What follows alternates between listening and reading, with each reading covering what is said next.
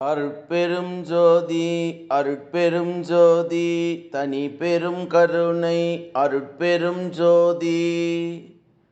திரு அருள் பிரகாச வள்ளலார் அவர்கள் சொல்லுகின்ற ஜீவகாருண்ய பகுதி.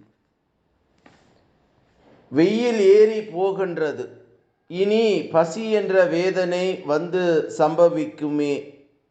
இந்த விதி வசத்திற்கு என்ன செய்வது என்று தேனிலே விழுந்த ஈயை போல திகைக்கின்ற ஏழை ஜீவர்களுடைய திகப்பை நீக்குவதுதான் ஜீவகாருண்யம் என்று வள்ளல் பெருமான் சொல்லக்கூடிய ஒரு அருமையான ஜீவகாருண்யத்தினுடைய கோட்பாடை நமக்கு சொல்றார். பகல் பொழுது காலை வேளையிலே பகல் வெயில் வரப்போகின்றது. ஒரு மனிதன் பசி என்ற வேதனையில் துடிக்க போகிறான். அவனுக்கு அந்த சம்பவம் நடக்க போகுது.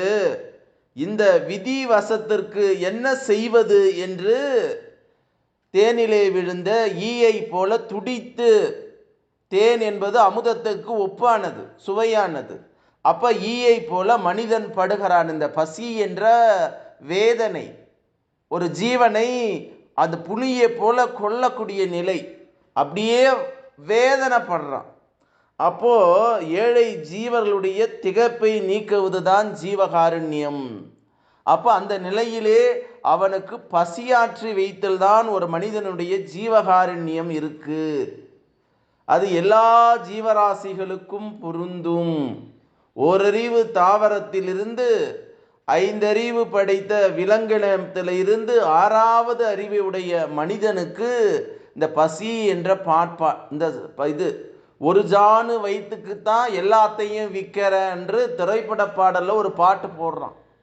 ஆகவே உணவு என்பது ஒரு மனிதனுடைய உள்ளத்திலே இருக்கக்கூடிய அந்த பசி என்ற வேதனையை தீர்க்கக்கூடிய அருமருந்தாக இருக்கு. அதை தான் வள்ளல் பெருமான் ஜீவகாருண்யமே மோட்ச வீட்டின் திறவுகோல் என்று சொல்றார்.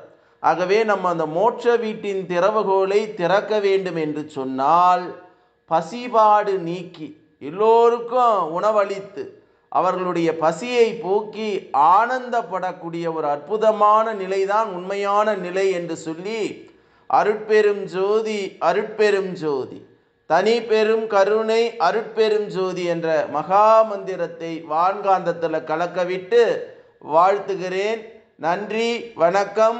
வாழ்க வளமுடன், வாழ்க வளமுடன், வாழ்க வளமுடன்.